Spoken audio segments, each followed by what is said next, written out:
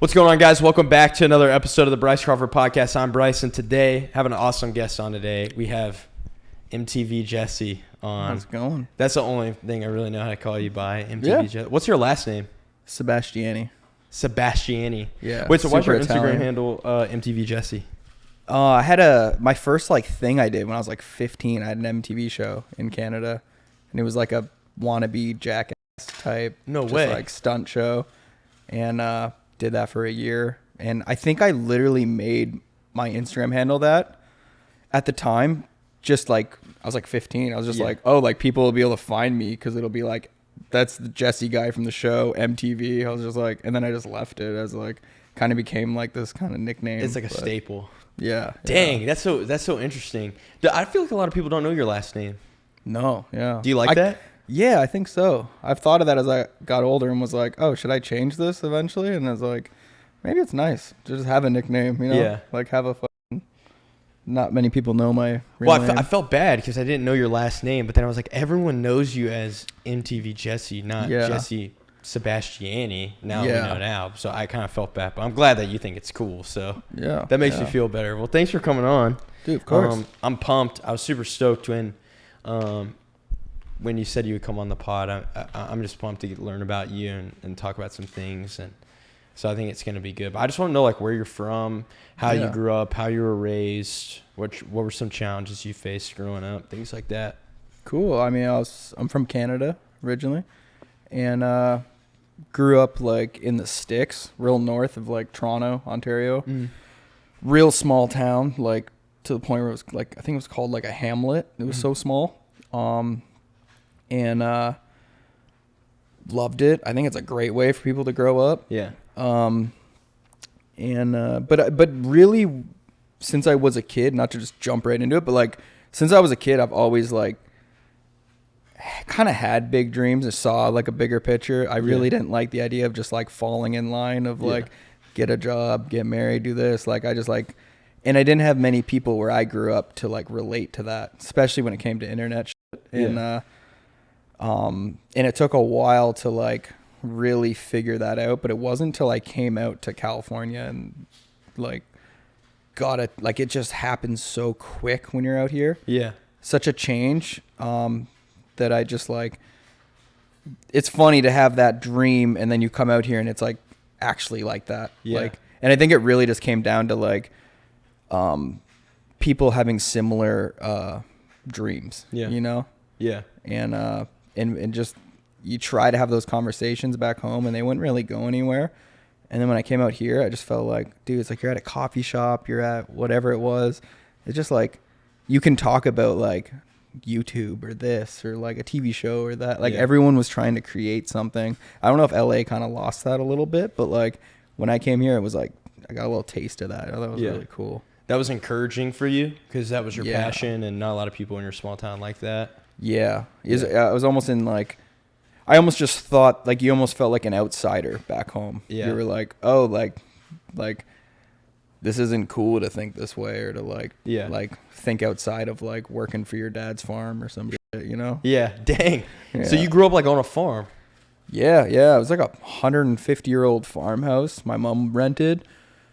And they would bale hay and do all that shit. And sometimes me and my brother would help out to pay for rent. And then but it was the true experience. We didn't own our own farm or do any of that, but definitely was around all that, Yeah. Yeah, it was cool. Yeah. Was any sort of God or anything in the picture when you were younger too, or not really? You just kind of were. Not really. I mean, I was baptized, and I think I was born into it on my dad's side, Italy, Italians and stuff. And my parents got divorced at a young age, and my mom took us up north, just to a small town, and we left a big city I was in. And she was never really religious, very spiritual though. Yeah. She's kind of a hippie. Yeah. Beautiful woman. My mom's awesome, big heart, and but I think she was more what really instilled in me when I think of it is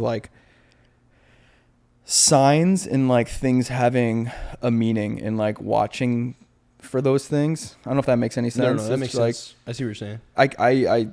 I do it to this day. And I think like, I don't know how that would be connected to religion, but like, I know that like, I'm definitely like aware that things happen for a reason. And like, I don't even know if I fully believe that, but I play into it. Like I want to, like, it's almost like the lore of it is, it like literally happened today. And it'll change like my decision making.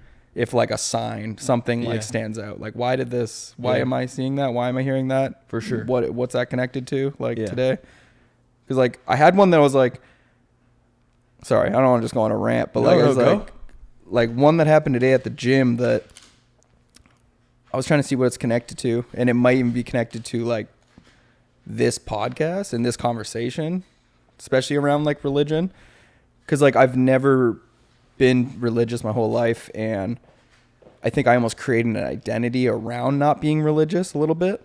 And, in like the last like year of my life, it's been the most I've been like open-minded to it and trying to have more of a clean slate and not like certain things I've just like kept in my head or said that I'm like, I'm this way and this is the way I think. Like I'm trying to really just be like welcoming to anything, you know? Yeah. But like never forcing it, if that makes sense too. Just kind of like following my nose. Yeah. But I was watching this like Oscars clip today where Conan O'Brien had this whole bit of like not wasting your time. Yeah. And he made a whole song and dance about it. And he just kept saying like, I'm not going to waste your time. Don't waste your time. Don't waste your time. He's like, there's a whole inside joke of it. And then I took my headphones off and I'm like laughing at it. And right as I take my headphones off, this guy that was doing this like class, like literally right as I took it off, he said, okay guys, don't waste your time. And then like starts his class. Yeah. And I was just like what's like, that's one of those ones where I'm like, what's the chances of that, you know? And it, whatever it is like, it made it so that I like really stuck with me. Like this guy's singing this song to me, just keeps repeating those words and I take it off. And then another guy who's not connected to this at all just says it again. Yeah. How am I not supposed to take that as like something or someone is trying to say like, yo, don't waste your time. Sure. Like, and I don't know. So it made me think of that today. Yeah. But where do you think those signs come from? For me, that's where it gets like, it gets tricky to understand. I think I'm a very like logical, person. Like the way my brain works, like I think I call bullshit on a lot of stuff. I think anything that like feels good or sounds good, my mind wants to call bullshit on it. Does that make sense? I've said this to other people, but like, and I'm like, and I haven't really got like people to connect on it, but that's kind of like an issue I've had with religion and like letting myself into religion too.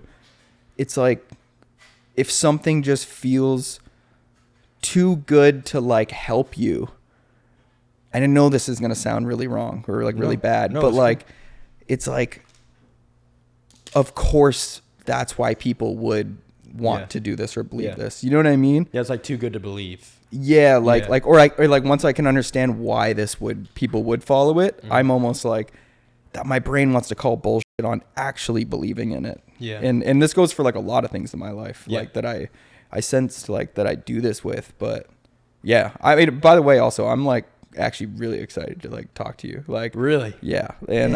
And cause it's like a conversation I haven't had. And I think that's what life is like all about. So I think, thanks, man. I'm pumped to talk to you too.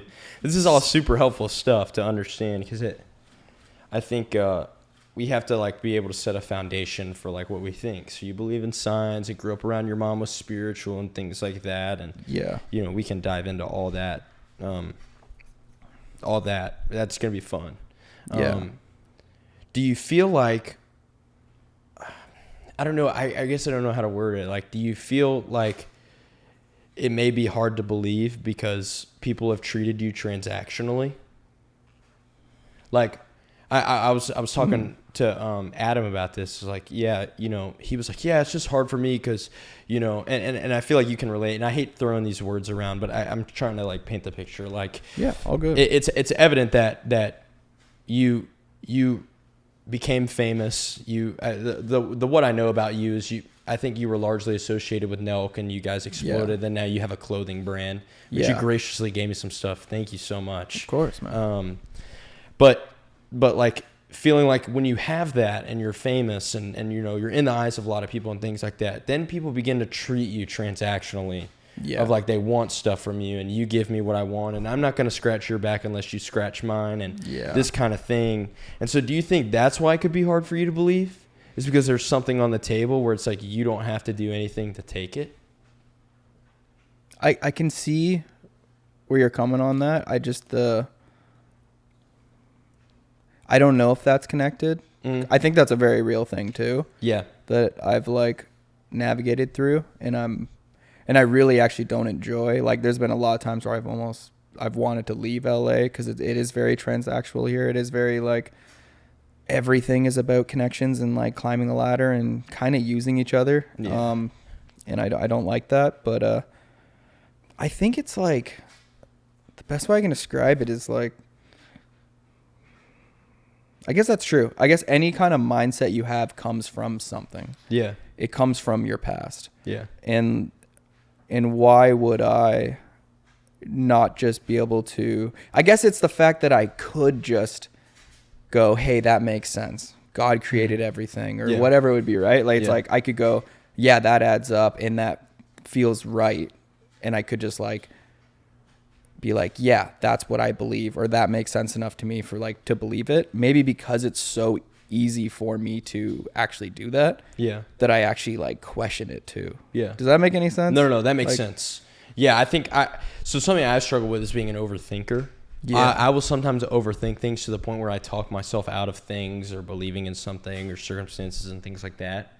So, you know, I guess when it comes to like God and Christianity, like I can't fully prove that God is real, but I can look at the evidence. And I think that out of everything, there's more overwhelming evidence that the God of Christianity is the truth than anything else. Yeah. And that's why I believe in the God of Christianity more so other religions or not believing anything at all. Because I just think that there's too much evidence that supports it outside of that. So even when I overthink sometimes, because I'd be lying if I said I don't have doubts.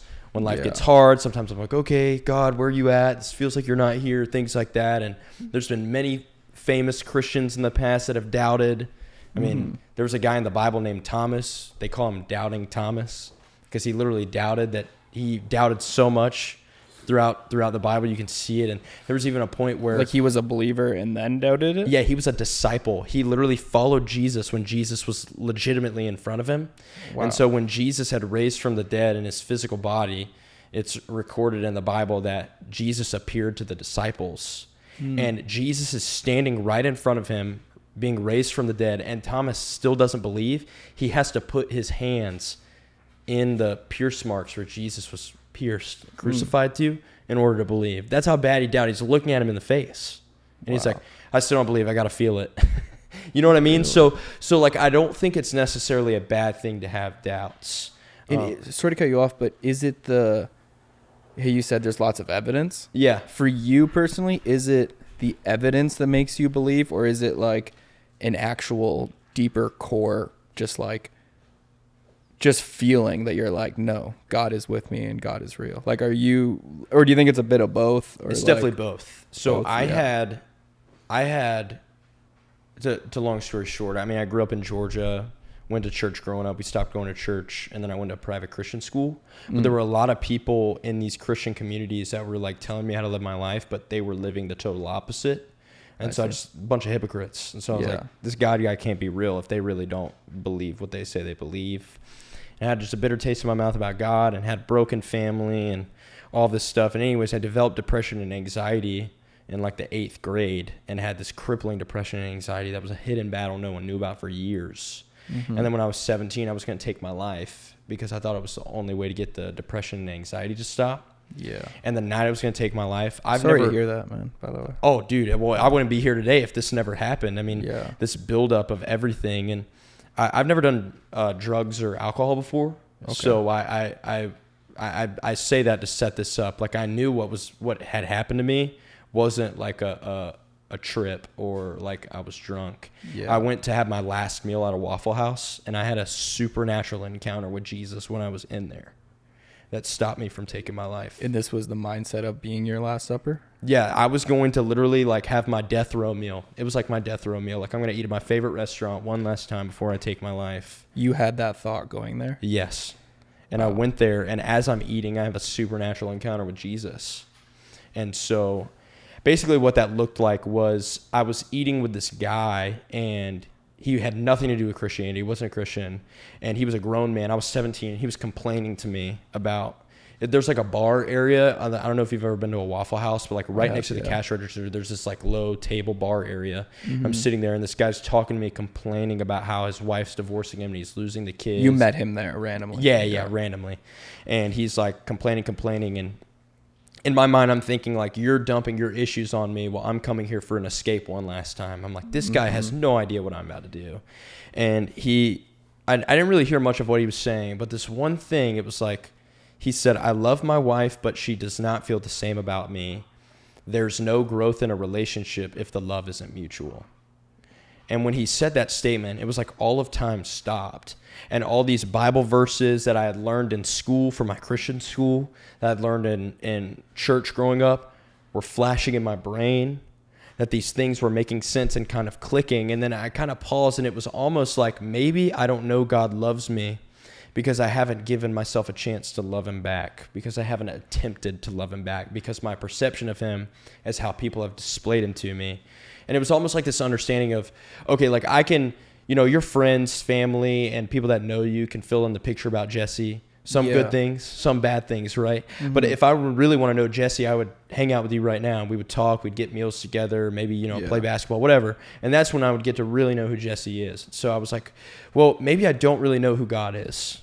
And so I kind of freaked out because I had this weird supernatural encounter, spiritual moment, and I kind of ran to my car, and I'm crying, and I said, okay, Jesus, if you're real, take away my anxiety and depression, because this is the whole reason why I want to take my life. So if you really care about me, take this away. I haven't had anxiety or depression since that day. Wow. And so that was my entry point into Christianity. Okay, I didn't ask Buddha. I didn't ask Allah. I didn't read a self-help book. I didn't do any of that stuff. I specifically asked Jesus to take it away, and he did. And so that was my entry point. So I think people believe things not only for emotional evidence, or experiential evidence, but also for logical evidence. And so through that entry point, I began to look at, who's this Jesus guy? Not just from I'm trying to pass a quiz or test in my Bible class in my Christian school. Like I was like, okay, I'm actually looking at this because I want to know if this guy really is who he says he is. And that's when I went into the entry point of researching his teachings and his life, and if this guy really was who he says he is. And like nowadays you don't really hear, you do kind of hear oh, Jesus wasn't a real person, but it's kind of a foolish thing to say, because outside of the Bible, there's so much historical evidence that he was a real guy. Mm-hmm. So the issue wasn't now was Jesus real? Is he God? Yeah. That's the whole foundational thing about Christianity is, was this man who walked the earth really God? Because if he was really God, then it kind of demolishes everything else and everything. And then it means it's the cornerstone of our belief. Was Jesus really God? Did he raise from the dead in his physical body? If that happened, then he's the truth. If Jesus did nothing but die, then he's no different than you and me. So it's interesting how for some reason it's such a big thing, religion or God. Mm-hmm. It's this massive thing, but the way that it seems like you let in and asked him for help in that moment. But what made you do that was hearing someone, you compared it to someone talking about I can't say a wife or a girlfriend problem, but thinking about him as God as a person, a relationship with the same way you would fix or start a relationship with I've never really thought of it that way of it's just interesting. So let's take your what you called the sign from today. Don't waste your time. Don't waste your time. Don't waste your time. Take off the headphones. Trainer's like, hey, don't waste your time. Starts the class. Okay, great. Well, let's just take it from the Christian POV right now, because I'm a Christian. Yeah. What if this whole conversation is finding out that you're valuable and that you have a purpose, and it's time to stop wasting time? Yeah. What if? What if that? What is that? That has nothing to, like, no one directly said, don't waste your time with Jesus. But what if that is directly correlated to that? You never know. So that's why I'm not denying that, you know, there could be a truth that signs are coming from. But then you even acknowledge, like, I don't even know where these signs are coming from, what it could be. Yeah. God can use signs. God can use people. God can use conversations. God can use creation. You can look at a flower and go, how does this flower have a system called photosynthesis that keeps it alive and healthy? Mm-hmm. Who did that? Like, you can't just look at this house and go, oh, well, it wasn't here yesterday, but today it's here. You'd be like, are you kidding me? So there was a maker. Someone intelligently created the plan design for this house, and then people came and built it. So it's like, you can look at everything and go, who did all of this? And it's so perfect. Everything's so perfect. Complicated, but so many specifics. Yeah. If we were a mile closer to the sun, we'd be scorched to death. If we were a mile further from the sun, we would freeze to death. So everything's so perfect and orbit and balanced. It's like, man, that conversation is the one that makes me open my eyes a bit. Like, it's that wild. The one I've had a lot of conversations like this, but like, it is insane when you look at every moving part and how perfect it has to be to not fall apart. Yeah. And it like the world has problems, but it's insane. Every, like, even just like a human body, like the amount of things that have to be perfect for it to, like, And does that just happen?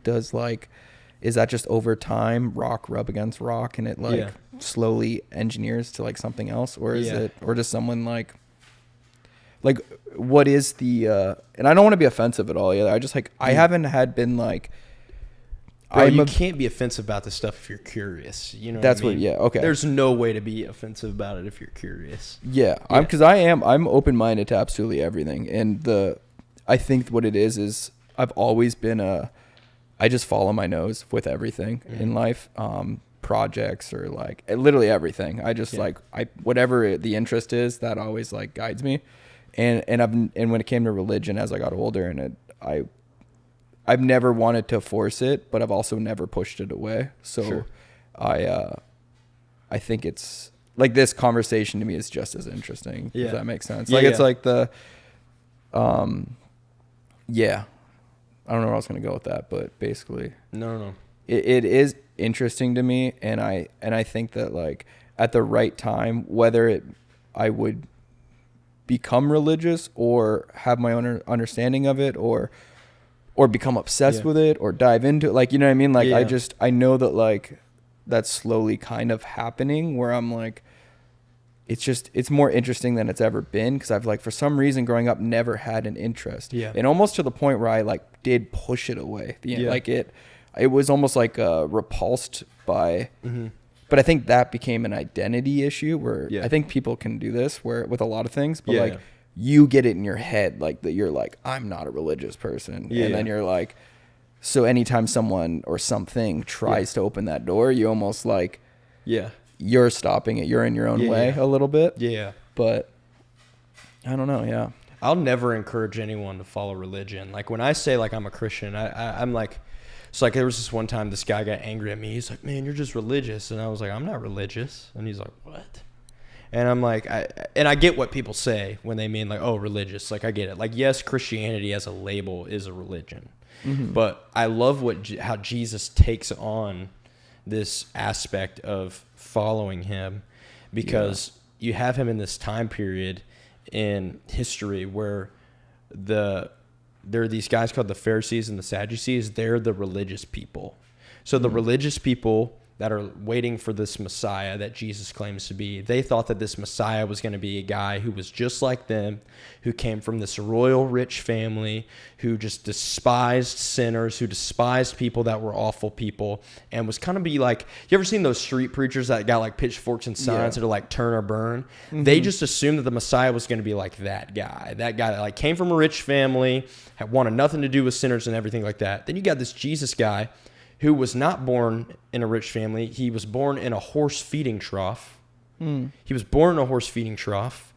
And he comes from this town, Nazareth. And everyone's like, yo, that anyone that comes from Nazareth's a fool. Like, the people from Nazareth are stupid. Because he was a Jew. So in this Jewish culture, he's like, people are like, anyone that comes from Nazareth is a nobody. And then any time that these religious people would come around, he would almost tell them, you've got it wrong. And he's always hanging out with the sinners. And so they had the tax collectors, which were the rich sinners, were essentially people that took advantage of their own people for more money. So selfish gain. And then the regular sinners, which was, there was a law, like a moral code. And if you didn't follow the law, you were a sinner. They called you a Torah defiler. That was the name of the law, was the Torahs. They were like, you're just a good old-fashioned sinner. Yeah. And Jesus would spend time with these guys. And the religious people hated it. And Jesus looks at them and says, the healthy don't need a doctor. The sick do. What he's saying is, when's the last time you've been healthy and called your doctor and go, hey, bro, I'm doing great, man. Yeah, I'm feeling good. Need to come in and see you because I'm feeling great. No one ever does that. You call the doctor when you're in need. And he's like, the only way these people are going to know to stop doing what they're doing is if I meet them where they're at. Yeah. So when Jesus is spending time with them, he's not endorsing what they're doing, but he's saying, look, I love you.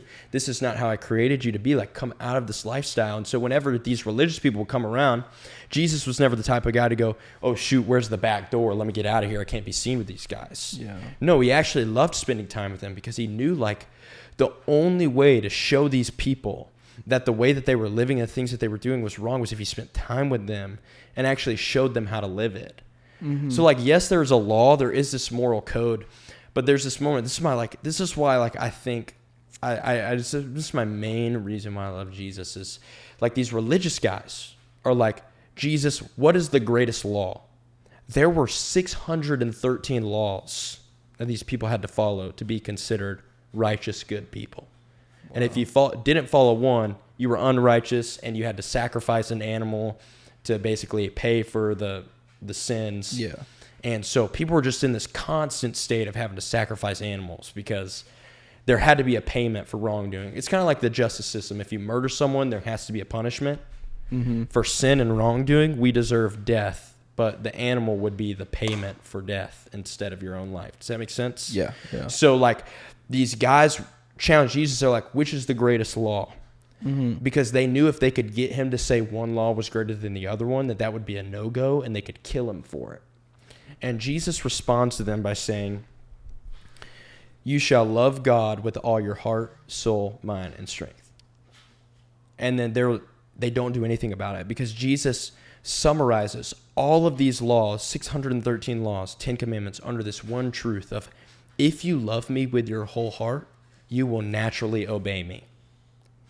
So now it goes from this standard of shooting at like an archery target, like I've got to be this good person, I've got to be this good person. It's like, no, I'm going to love Jesus. And because I love Jesus, I'm going to naturally obey him the same way I listen to my dad. I don't listen to my dad because he's got a gun to my head. Yeah. I listen to my dad because I love him and I want to listen to him. Yeah. And in the same way, I give up certain things and don't do certain things because I love Jesus and I really believe he's the truth. And if I love Jesus, I'm going to not do certain things, and I am going to do certain things because I care about him, and I think he's beautiful and magnificent. He's amazing, and he's who I want to be like, and he calls people to be like him. And so, like, that is why Christianity offers something that's not like a structured religion. It's this relationship. Jesus is like, hey, follow me. What he's saying is, like, spend time with me. And when you spend time with me, you will become more like me. So almost like how you look up to an idol or a big brother or like like you're just, or even your friends, right? Yeah. Like who you surround yourself with is often who you become. And so, like, I don't know, if there are times in your life when you were hanging out with the wrong crowd, you were doing wrong things, you can go, okay, well, maybe that had a big part of it. Well, okay, well, when I spend time with Jesus and I read the Bible, I'm like, oh, okay, I'm more like him. And sometimes the Bible's intimidating, and I'm like, I'm not going to understand this whole thing and things like that, and I feel like that. And then I have to remind myself, like, okay, this Bible is a love letter God wrote to me to show me how he intended me to live and to show me the knucklehead mistakes other people have made and how to steer away from those mistakes and to show me how to live my life. And it's been a beautiful way to perceive the Bible instead of this rule of cage. It's like, all right, Jesse, if you don't do this stuff, you're a bad human being. And that's it. Like, okay, sure, but there's also this aspect of that. I mean, that's not encouraging at all. No. And Jesus, it's almost like being on a diet and then you eat In-N-Out and then you're like, oh, well, I fucked my whole diet then. Like, Yeah. you know what I mean? Like, Yeah. if that's kind of what you're saying, is like the idea of like you commit a sin and then you're like, well, I'm already like, now I don't care about any of this kind of thing. Is there like a piece, like a book or something that if I'm interested in it, like that you would be like, hey, this one really hit me for like opening my eyes to like some stuff. Like, is there something you would recommend? I think in the Bible, the book in the Bible that I love the most is the book of John. Mm-hmm. So there's 4 gospels. Like, a bunch of people think this Bible's like this spiritual book. It's like a history book. Like, the stuff written in there is legit history. Right? Oh, so it's just like what happened. There's a lot of that. There's a lot of like, then you have like Psalms and Proverbs, which is like, Psalms is a guy named King David where he writes like prayers and songs to God. Proverbs, the wisest guy ever lived, King Solomon, he's writing wisdom. So there's an aspect of that, but like there's a lot of Old Testament stuff that's like history of like, okay, like Moses came and did this and Moses got the law and this is where we got the law and commandments. God gave it to Moses, then Moses, like there's history in there. Yeah. But the Gospels, Matthew, Mark, Luke, and John, are 4 POVs of Jesus, his teachings, his life, what happened on the cross, him rising from the dead. And it's not that they contradict each other, but it's almost like having like CNN, Fox News, CBS, and like, whatever, another news station recording the same story. You know, CBS might give an extra detail that CNN didn't know, but it doesn't mean that it's wrong. Mm-hmm. They just had a different perspective. But I love the book of John because John was like Jesus' best friend. And he was at the foot of he was right in front of the cross when Jesus is dying. So I think his perspective is super amazing, easy to understand, things like that. So I think like that in the Bible. And that's just a piece in the Bible? Yeah, so the Bible is like a compilation of books. So it's 66 books in total confined into one leather-bound wow, I never knew that. Yeah. So it's like all this like it's just like a bunch of like history and the Gospels, and then so it's like before Jesus came, and Jesus is coming a second time. And so like it's it's like before Jesus came explaining why Jesus came, and then he's going to return a second time. And it's bro, the Bible is so helpful. So like a lot of people complain, they're like, man, God's not speaking to me. But we have the Bible, and it's super helpful. So like a lot of people's problems and like issues are like firsthand, or I need help, advice here, I need this and that. Like the Bible answers a lot of that. Yeah.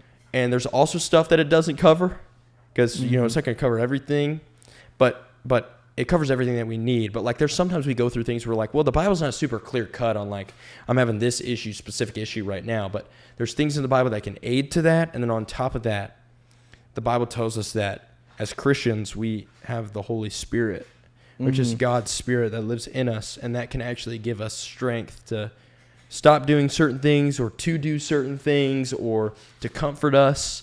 And I think like even too, like Jesus, they call him the Prince of Peace, and the Bible says that Jesus can give us a peace that surpasses all understanding. So this is helpful because I used to struggle with anxiety. Anxiety is like in your head and you're feeling crazy. Well, Jesus would give me a peace that did not make sense in my brain, but would make sense in my heart. So I'd be super high, intense, anxious situations, and then I would be super peaceful. And how idea. So? Like if I had a crazy anxiety, what is it that... Is it like actually the act of like God removing that, or is it something that you're letting go and believing in that like makes you more at peace so you don't have the anxiety? Like how would you pinpoint that? I think it can be both. So like I hate flying. I have bad plane anxiety because I think the planes are going to go down. Yeah. Especially with all the stuff in the news, it was like freaking me out. Yeah, lately it's been kind of crazy. Yeah, so I was freaking out, and I was on the airplane flying back, and I was freaking out. We had like turbulence for like an hour straight, and it was bad. Shit. And I'm like grabbing onto the seat and freaking out. Everyone's pretty cool, but I'm freaking out. I'm closing my eyes, and then all of a sudden I'm like, God, I really need you right now. I really need you. I really need you. I really need you. And I'm praying. And then all of a sudden I start feeling peaceful. And as I'm feeling peaceful, I begin to think. I'm like, okay, I can't control what's happening in this plane. Yeah. But But Jesus in the Bible, he's our protector, our comforter, and our peace. And if I really believe that, God, please give me peace right now in the midst of this, it's not making sense in my brain. And then I slowly start calming down. It's not making sense because I'm still thinking about what's going on. Yeah. But for some reason, I start calming down because I'm asking God, God, help me, God, help me, God, help me. And then I start thinking about the Bible. Scripture also helps me comfort me because we believe that it's the truth. So if the Bible is telling me something that contradicts how I feel, then what? It's like, what am I going to believe? This feeling? Feelings can be very misleading too. Mm-hmm. It's like, oh, you make me angry, I'm going to murder you? Yeah. Well, that's not a good feeling. I probably shouldn't feel that way. This is how I feel, right? But I shouldn't act on that. Yeah. In the same way, this truth of Scripture, where Jesus has this beautiful passage in Matthew chapter 6. Jesus' words himself. He says, do not be anxious about anything. What you will eat, what you will drink, what you will wear. Is not life more than clothing? And then he gives these examples where he's like, God clothes the lilies of the field, and God feeds the birds of the air, and they don't have to work for their food. So how much more valuable are you and me than the birds of the air and the flowers in the field? Yeah. If God takes care of the birds and the flowers of the field, how much more will he take care of me? When I think of that and knowing that I'm more valuable than the birds and the flowers of the field and that God's going to take care of me, that gives me peace knowing that no matter what happens in this situation, God loves me and takes care of me. Mm-hmm. Whoa. And that just gave me a lot of peace. And I stopped freaking out. Wow. Like understanding that truth, that Jesus himself said that. And I'm like, whoa. For some reason, that gives me peace. I don't know why, but it really does. Or so like it's less about Jesus like removing the anxiety and more about giving you the answers to understand it, to understand the anxiety yourself in a way? A little bit of both. Like, how can you give up something that you won't let go? Yeah. How can you let Jesus take something away from you if you won't give it up yourself? And I think, not saying that, if you struggle with anxiety, you're like, well, I do want to get rid of it. I'm not saying that you don't want to give up anxiety, but like, again, it's like one of these things of like, anxiety is just a feeling. It doesn't mean it's true. And then if we believe that Jesus is the truth, then we have to kind of teach ourselves and train ourselves to trust Jesus over our feelings. Because feelings can be good servants, like they can be good indicators, but they're not good masters. Not a good way to live your life. If I lived my life off of feelings, then I would have hurt a lot more people. I would have upset a lot more people. I would have made more knucklehead decisions and things like that. And so, it's about trusting. So there's this other story in another gospel. It's a historical event, Luke 8, where Jesus is with his followers, and he looks at them. He says, we are going to the other side of this lake. Yeah. They say, okay. They get on the boat. Jesus falls asleep. Massive storm rises on the sea. Making the storm go crazy. The boat's rocking, blowing waves over on them. And the disciples, the followers of Jesus, they think that they're about to die. But Jesus is asleep in the boat. They're like, how is this guy asleep right now when we're about to die? Yeah. They go and wake him up, and they're like, Jesus, do something. He gets up. He calms the storm. So creation obeys Jesus. Why does creation obey Jesus rather than the disciples? Because he created creation. Yeah. They have to listen to the creator. But that's besides the point. He calms them, and he looks at them, and he says, why did you have no faith? And when I first read that, I'm like, okay, that's kind of rude. Like, why did he say that to them? They thought that they were going to die. Yeah. But then I was kind of looking at the reason he said, why did you guys not believe me? Was because before they got onto the boat, he had told them that they were going to the other side. So the truth was they were getting there no matter what. But storms arise, and that's life. We have a purpose. God made us on purpose for a purpose. And sometimes challenges arise, storms arise, trials arise, and we think it's the end all be all. And then the Bible tells us that God is our good shepherd. And it says, even though we walk through the valley of the shadow of death, even though we go through hard times, we don't have to fear evil because he is with us. And so Jesus is saying the thing that surpasses you thinking it's the end all be all, thinking that it's that this is it, that you're not going to be able to get past this situation. For some people, it's like, I can't get past this breakup, or I'm not going to have enough money for rent, so I'm screwed, or I can't get over this, or I can't get over that. It's God can be with us through the storm. Jesus never promises to take our problems away, but he promises to be with us through the storm. How cool is it that we have a friend in hard times? Yeah. That's super cool. And you know what's crazy is like a lot of times we go through hard times, our friends leave us. They're like, nope, I don't want to be around for that. Yeah. But it's like, no, I want to be there with you in the lowest and in the highest. The peak of your life, I want to be there. And at the lowest of lows, I want to be there with you. Yeah. Unconditional. And to go back to the transactional love thing, that's it. With Jesus, no strings attached. Yeah. Always loves you. No matter who you are, no matter what you do, he always loves you. Now, he's not going to endorse what you do if it goes in contradiction to him. He wants you to stop doing whatever it may be. But it's like if you make a bad decision, if you screw up, he's not going to go, all right, done with Jesse. Mm-hmm. Not it. He said, no, I love you. Like, come to me. Like, I love you so much. But you know, it's just different. It's different than anything else. It's different than what society tells you to do. Mm-hmm. Oh, you don't benefit me? See ya. Oh, you did me wrong. So, okay. Like, dude, we've done Jesus wrong so many times that he still offers us his love. We've done God wrong just by rebelling against him, mm-hmm. by living our life our own way, ignoring him, mm-hmm. already off the bat.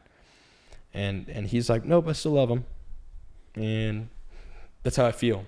No strings attached. Just, he loves you. That's super cool.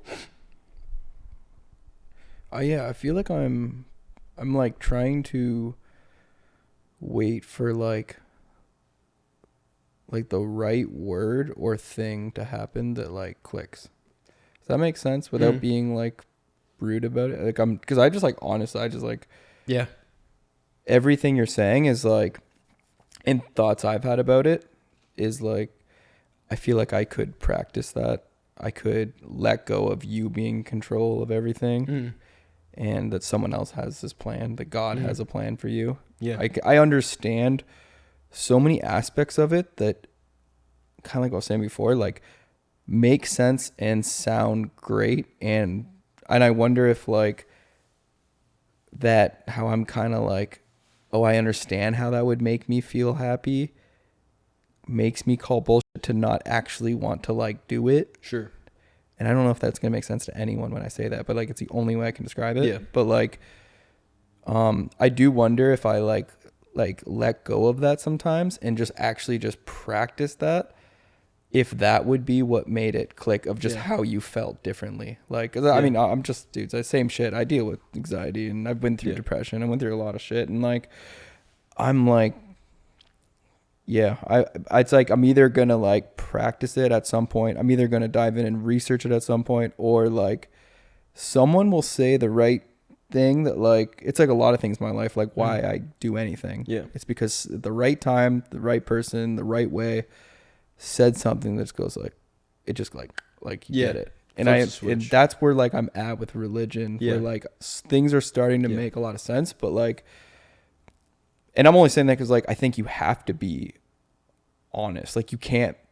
For me at least, like I don't think it would make sense to fake it. Like well, you wouldn't want to follow it if you faked it. Yeah. Like I had a lot of friends that like their parents forced them to like play piano when they were growing up, and then when they got out of school, they just stopped playing piano. Yeah. Because they didn't actually enjoy it. Yeah. Exactly. And it's like, but do you think I could be messing up by like, just from your opinion, like, if you understand that would make you feel better, practicing, even if it hasn't clicked for you, do you think like the fact that I'm like not doing it because it hasn't clicked is also the reason that like it won't ever click? I think if you... Does that make sense? Like, yeah, no, it makes sense. I think there's a little bit aspect to both. Like, it's definitely easier to do something when you're motivated by love. Mm-hmm. So like it's easier now for me to follow Jesus more and more through the challenges of life because I've grown to love him. Yeah. But I've only been able to grow to love him because I've spent time with him. So there was an aspect where like I have to choose to show up. So that's like where like the definition of love could be flipped, right? So society would say love is the excitement and butterflies and the feeling I get from you. Yeah. So because you make me excited, I'll show up. And then because you make me excited and I show up, then I'll decide if I want to make a promise with you. Whereas reverse now, I'm going to choose to love Jesus. Yeah. And because I choose to love Jesus, I'm going to show up for Jesus, whether I feel like it or not, whether I feel him or not, whether I'm having a good day or a bad day, whether my life is good or my life is bad. And when I show up, despite the condition of my life, it stirs my excitement and affections for Jesus. So the day you choose to just love Jesus, it's not like you're, hey, today I'm religious now. You know, it's like you just like choose to do it. And it actually is choose. a process but it sounds like yours was kind of like a moment that happened. Yeah, some people have moments, some people don't. Everyone's different, right? Yeah. And like I have to choose to follow Jesus every day. I could wake up tomorrow and be like, all right, I'm just going to do a bunch of the stuff that I used to do. Yeah. But then I would be choosing those things over Jesus. So I think love is a choice, right? Like, yeah, like I have a girlfriend. I have an amazing girlfriend. Mm-hmm. I choose to love her daily. I choose to love her. Yeah. And because I choose to love her, I show up no matter how we're doing, no matter if she's having a good day or a bad day, no matter if we're having a great day or a poor day, no matter if it's raining or sun's out, cloudy, no matter the weather, I show up. And because I show up despite the circumstances, it makes me love her more. The affections rise. And so I'm not saying that you can't love Jesus in the moment, right?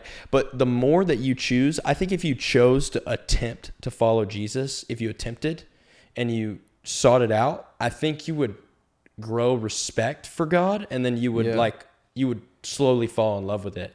Yeah. For some people, they have like this, oh man, I'm in love with Jesus. But for me, it took time because I was like, okay, well, I had this moment. So I feel like God expressed that he loved me.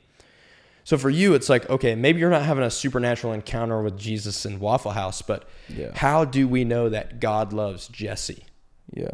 And how can that motivate you to seek him out? And I think that's where I look at what Jesus did on the cross as the ultimate act of love for Jesse. So it's for the world, but Jesus personalizes it for Jesse, okay?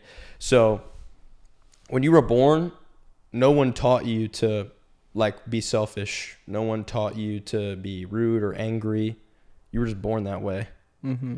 And that's what we would call sinful nature. And doing wrong. We're born to do wrong. We're born to be selfish. We're born to be this. That's how we're born into the world. And because of sin, we deserve death. Death would be considered separation from God. Mm-hmm. Now, the Bible tells us that God created everyone in his image. That makes us valuable. Now, you're not valuable in God's eyes because you can do something for him. Yeah. God's all-powerful, all-knowing, all-loving. He doesn't need Jesse. So he doesn't need Bryce. So because of sin, we deserve to be separated from God. Now imagine this. God's seeing all these people trying to, fix their sins, fix their issues by sacrificing animals. And it kind of helps, but then when they mess up, they have to, sacrifice more animals. Yeah. And it's kind of this endless cycle of there's a constant payment. And God's like, okay, no one can be perfect.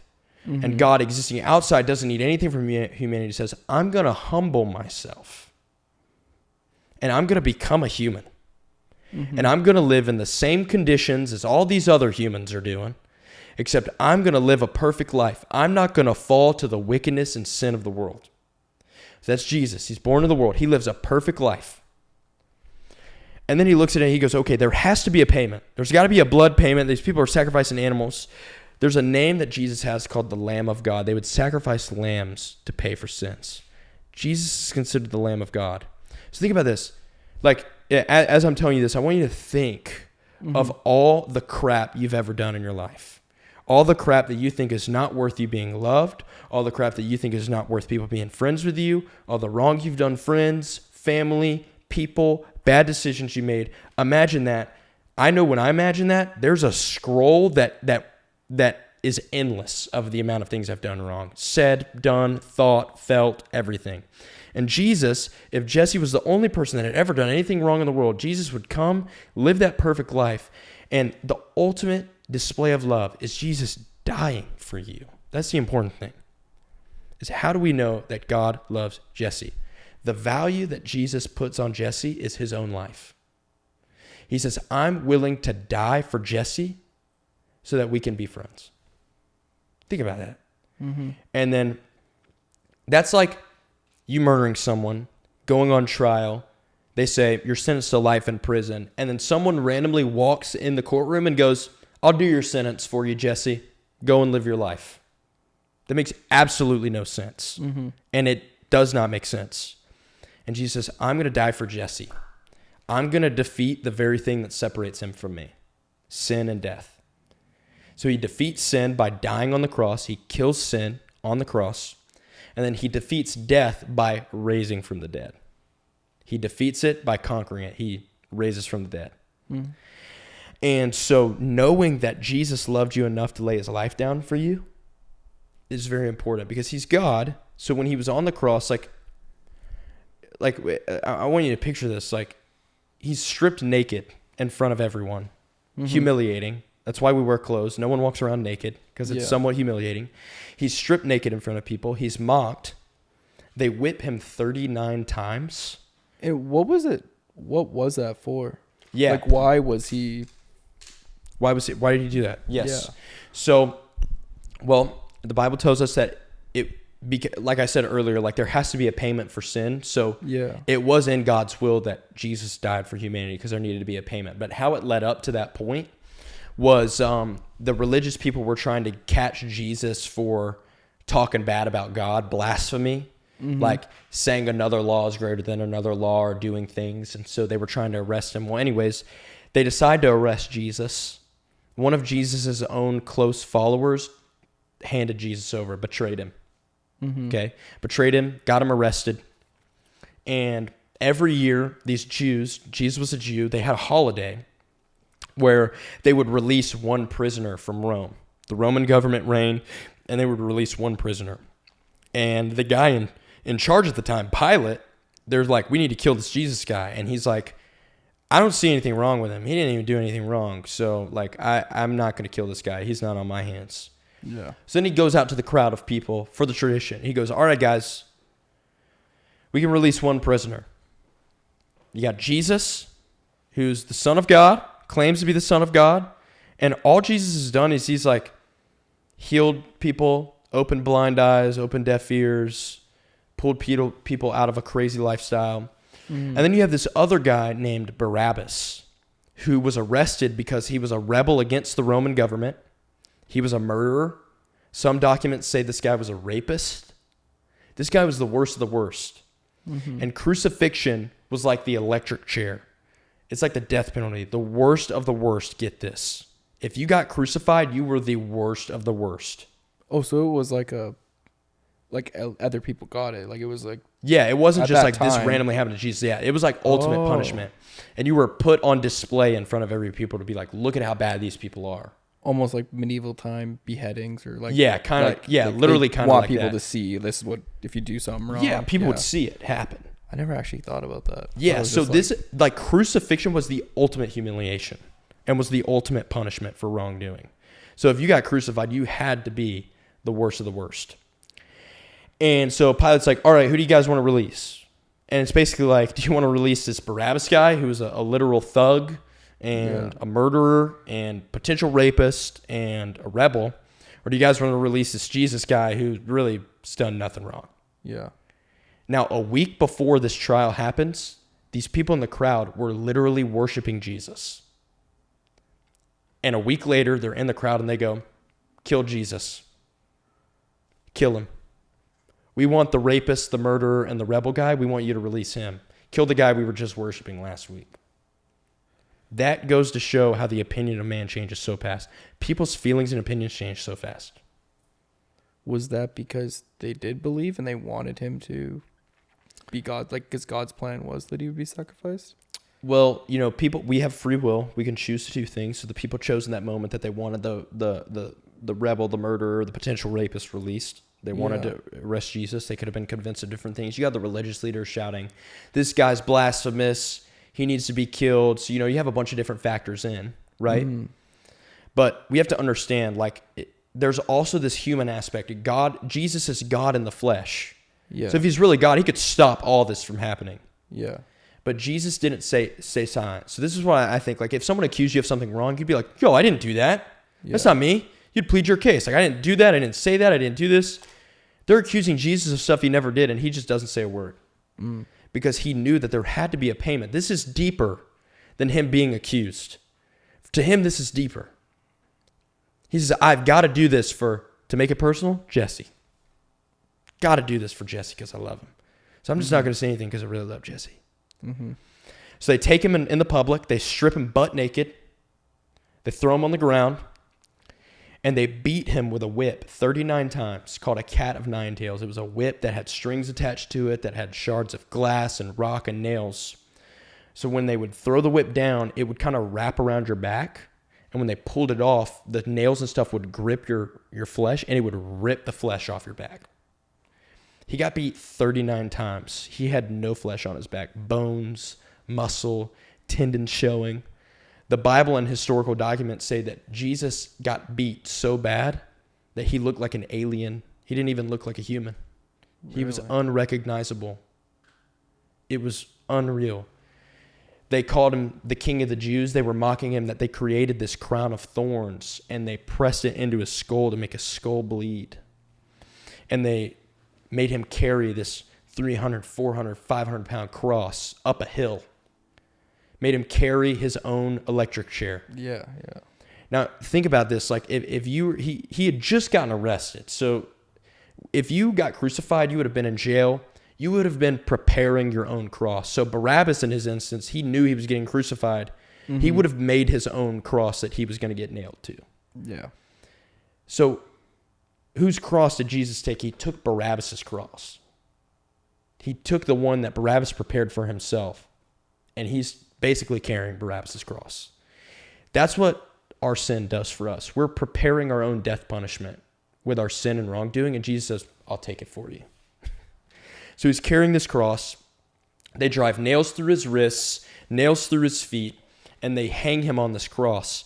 And in this moment, he's being humiliated, naked, bleeding, mocked, can barely breathe, looks unrecognizable to man. He's not the only one hanging up. There's other thieves hanging up. There's other criminals hanging up next to him. All right? And there's this moment that these thieves have. There's two, one on his left and one on his right. And one on one shoulder goes, dang, dude, if you're really God, get us down from here. I'm tired of this. This sucks, man. Get us down. If you're really God, do it. And think about that. I mean, that's like Jesus, like what he could have done. He could have stopped everything right there, but he's not, because he's thinking of Jesse. He's like, I got to do this for Jesse. This is deeper than that. And then you got the other thief who looks at Jesus and he goes, oh my goodness, this guy really is God. And he looks at Jesus and he has a different response. He says, Jesus, I'm sorry. I messed up. I screwed up. I had some really bad stuff, obviously, because I'm here right now on this cross. And he's like, I don't deserve anything from you. Will you just remember me when you get to heaven? He doesn't ask for a favor. He doesn't ask to get down. He doesn't ask for a handout. He goes, God, would you just remember me? I'm sorry. And Jesus looks at that guy and he says, today you will be with me. Mm-hmm. Now, there's this pause here because it's like, oh man, what is going on? Like Jesus, why does Jesus need to die? He needs to die because there has to be a payment for our wrongdoing. Someone has to pay for what's been done wrong. And because Jesus is perfect, he can cover the payment for everyone. But there's this Bible verse that says we look to Jesus Christ as the perfecter of our faith. It says, for the joy set before him, he endured the suffering of the cross.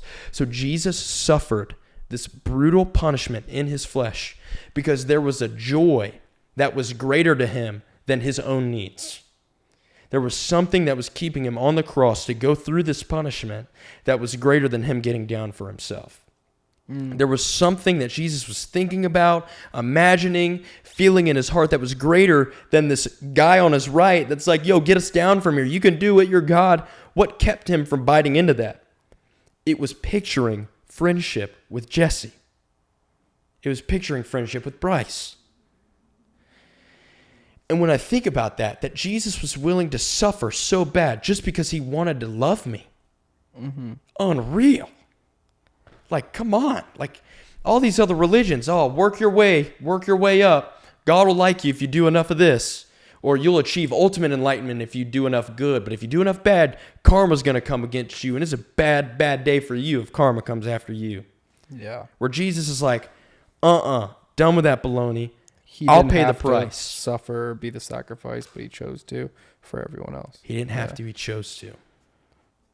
Love's a choice. Mm-hmm. And that's why, like, the love's genuine. Sorry to cut you off. No, keep going. But, like, be like Jesus. Like, just, like, in that. Yeah. If Jesus forced you to love him, it wouldn't be genuine. Mm-hmm. That's like a dictator. Yeah. Like in North Korea, Kim Jong-un forces everyone to love Kim Jong-un.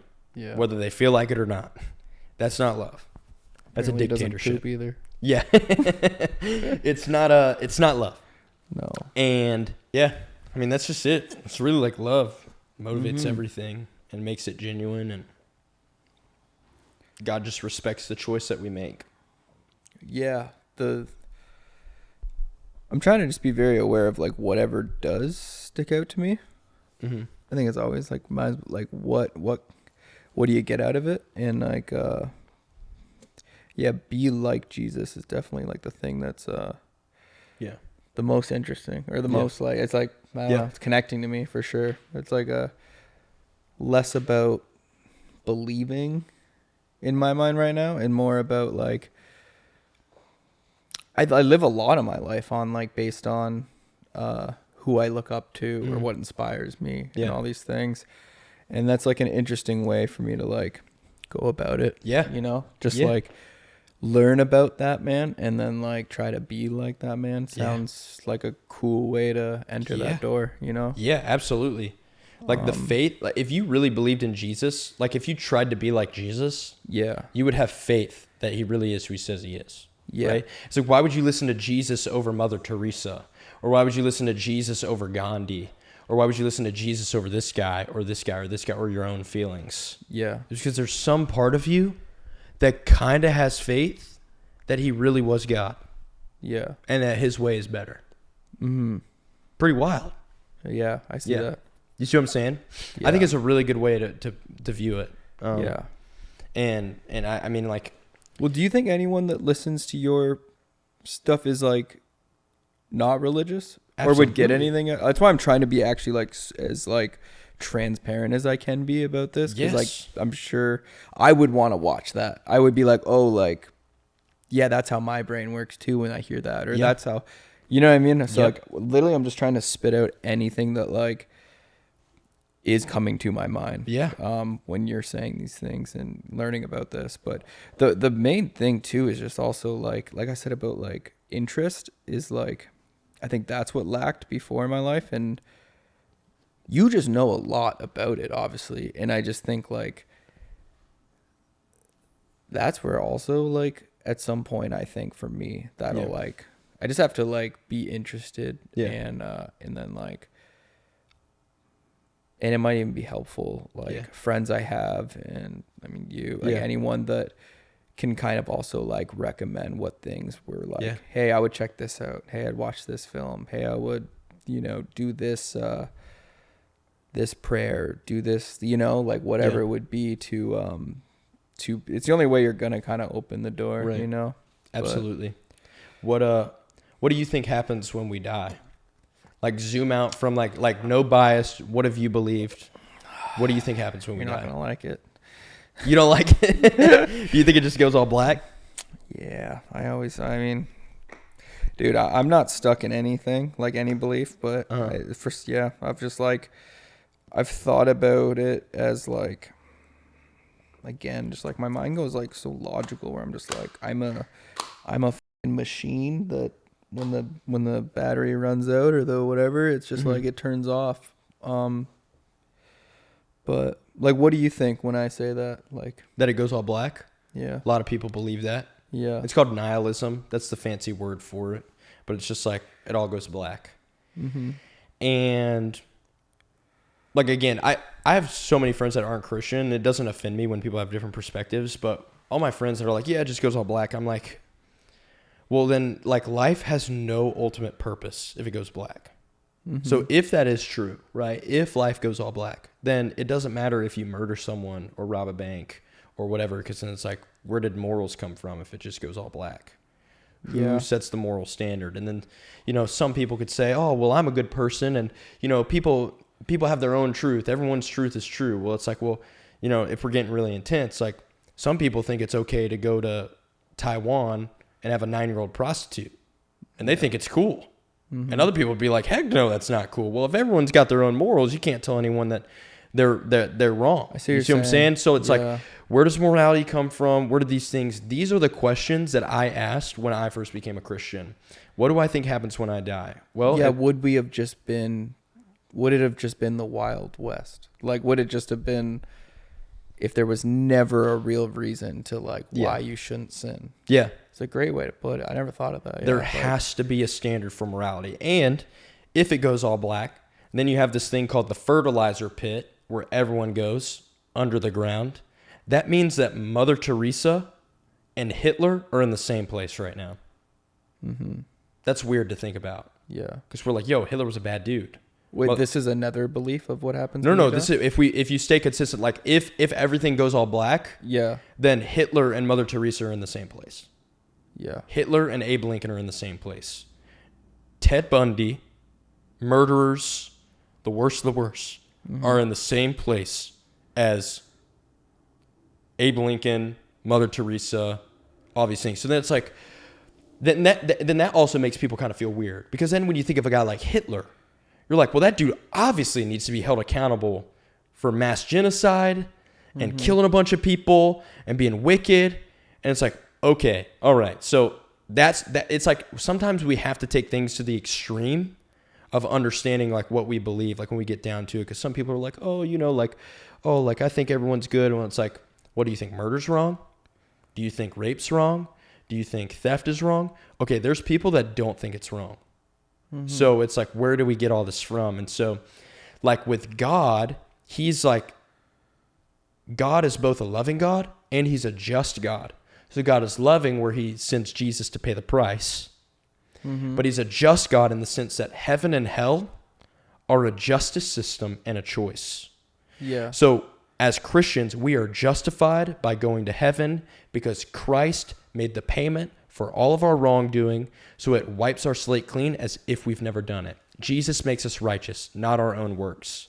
Yeah. Bryce can't work his way to heaven. Jesus makes me righteous. Now, for the people that say like, I don't want to believe in God, nothing to do with it, blah, blah, blah, it breaks God's heart, but he respects the choice in the sense that you chose not to be with me. So hell is separation from God. So it's like, you chose not to be with me. It breaks my heart, but I respect your decision. I'm not going to force you to follow me. It's there. But hell is also a justice system. It's for those that need to be held accountable. So one day, the Bible tells us, and I believe, that we're all going to stand before God. Yeah.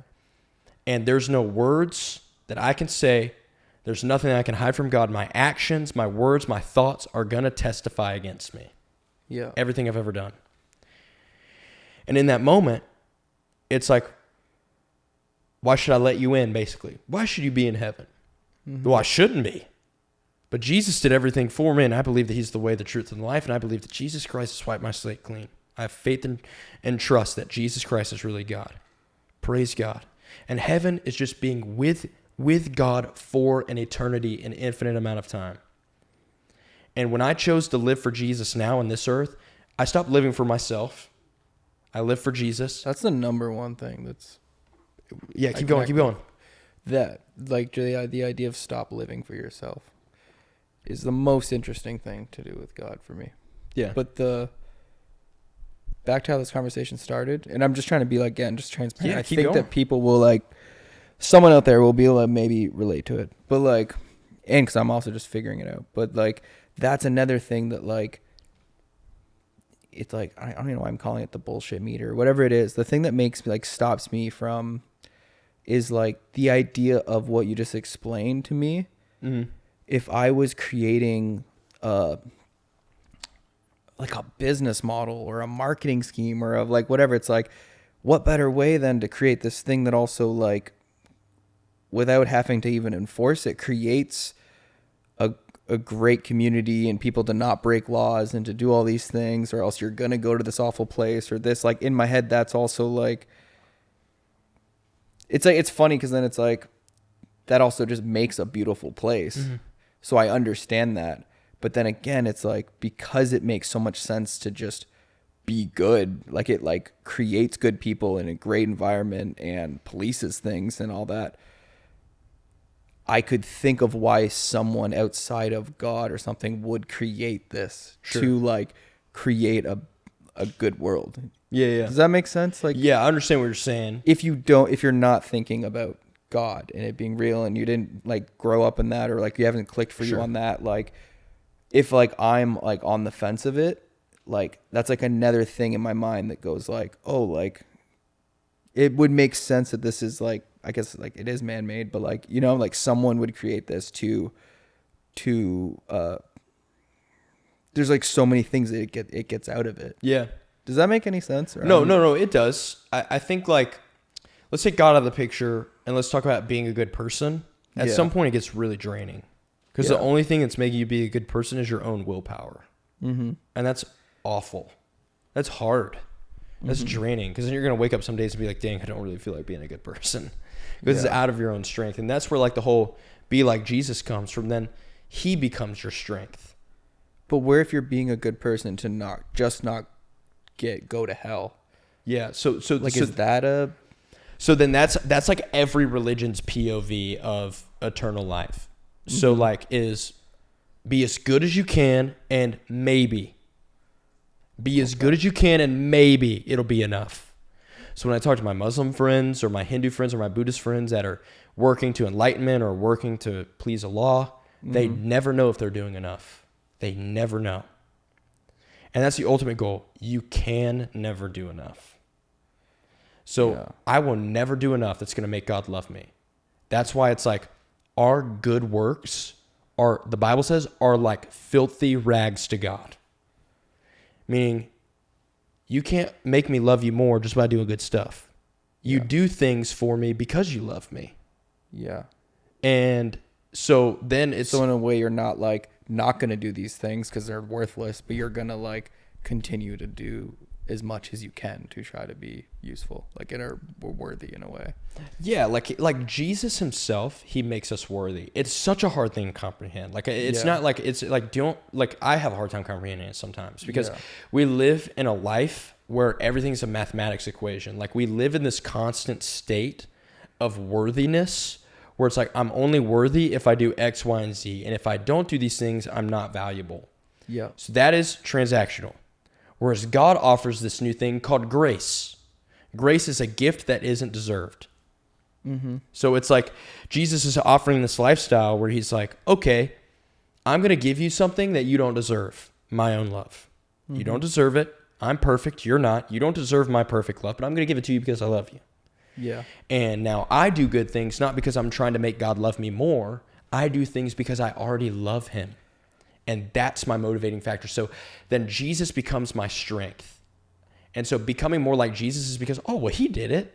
And man, I love Jesus. So I want to do what Jesus did because I love him. Mm-hmm. It's like people that look up to you, Jesse. Like people don't do things because they think that, oh, if I do the things that Jesse does, then Jesse's going to love me more. It's like you love people when they're their self and they do the things that they love. But the reason that someone would be like you is because they actually love what you do and they share the same passions as you.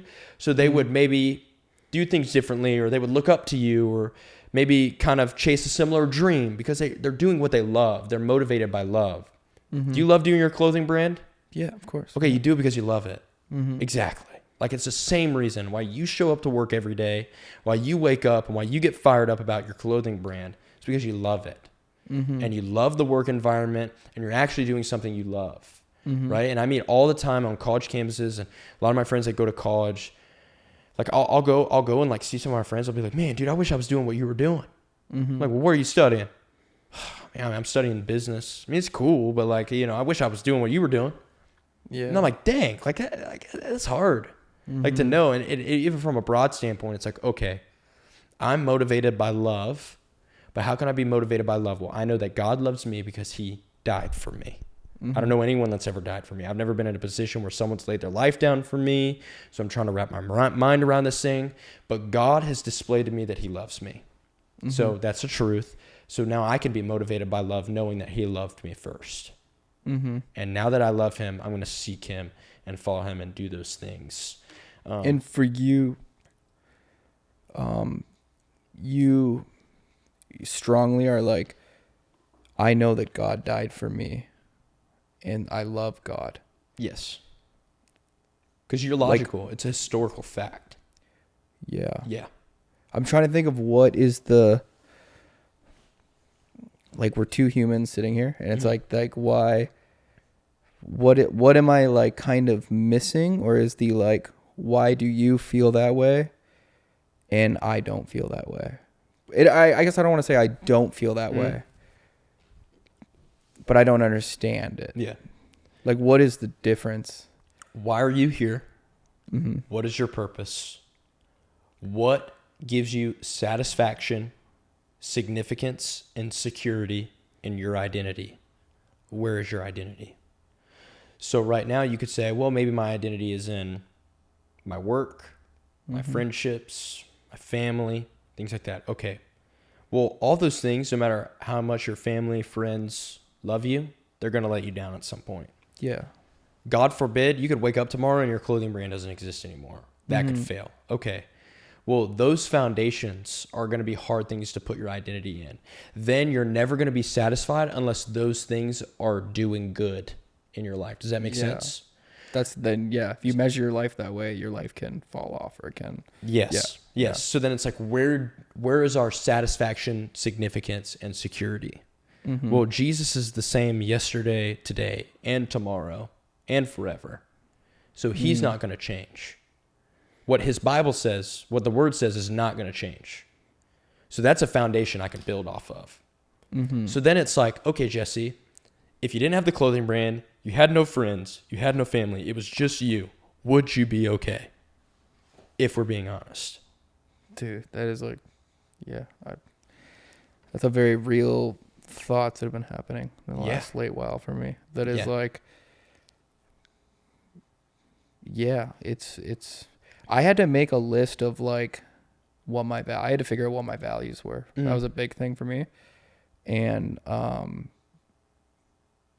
then operate off of like those values only. So that like, cause I had a moment of that where like, I've been doing this stuff for a long time. Yeah. And to get to where I was, I had to push like family and friends and like things that are important to me that I found out were my values away, and then they're hard to rebuild back. Yeah. And like, I had a little scary moment there where it was like, you're sitting in your home and your everything you worked for, everything you wanted, but like it was the first time in my life I felt like it was terrifying that like I've always been filled with purpose, and I had a moment of like zero purpose. Yeah. And it was like very scary. You said you had everything, like life was going great, and and realized that it was like I had nothing. And it's like the second time that's happened in my life for two different reasons. But for me, I guess it wasn't. It might, after this conversation, like there's more of a relation to God, but it really was a very simple list of values that brought me back out of it. Yeah. That like, and they're not crazy things. Right. They're things that you, to a degree, you can control, or at least like I had to like literally just make my like screensaver on my phone just say like my dad, my fucking dog, my home, my like just whatever, and so I could just see that every day and be like right. I don't know. I've definitely been a person that like my purposes came from my projects. Yeah. And letting go of like that I have to accomplish these great things. Yeah. In order to fill this like thing, right? Yeah. And it's like, it's almost like the same way that I can like stop myself from religion by calling bullshit on it. I can do that with myself and purpose and projects and all these. I can also step out and be like, you're making that all up in your head that these things matter and that these, you know what I mean? Yeah. And like, so it's weird. I know it's like, you said like, if it goes all black, then like, what is this all for? What was your purpose? Yeah. But like my mind can also go to like, is that wrong either to not have like, and this sounds bad because like I do believe that purpose is like super important, but like outside of everything, it's like maybe it is just existing. Yeah. And that's okay. Like, and maybe it is about playing the game and just going along with like the system that you're creating and we've all created. Yeah. Maybe it is also, even if you don't fully have it click or understand religion or God, maybe it is like, well, like my experience either way, by living this way will make me a better person and live a better life and have less anxiety and all these. But then it still is coming from a place of like I'm like making these decisions based on like how it'll benefit me, which is weird. And again, I don't know if any of this really makes sense. I'm just trying to like spitball on like it does.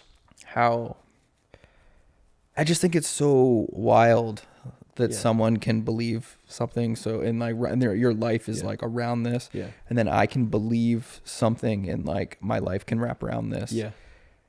And like, what is the difference? Is it a higher power that's actually doing it, or is it? Because I'm also a big believer that like we are all just our past, in a way that like the next word I'm about to say out of my mouth is because of every second of those 31 years that I've been on this earth that has like led to a response. Sure. There can be some truth to that, but then you have studies where it's like people that come from alcoholic families and backgrounds, they either choose alcohol or they don't. Yeah. And so it's like, well, you could say, well, that's a product of their environment. Well, what about the person that grew up in an alcoholic family that didn't choose alcohol?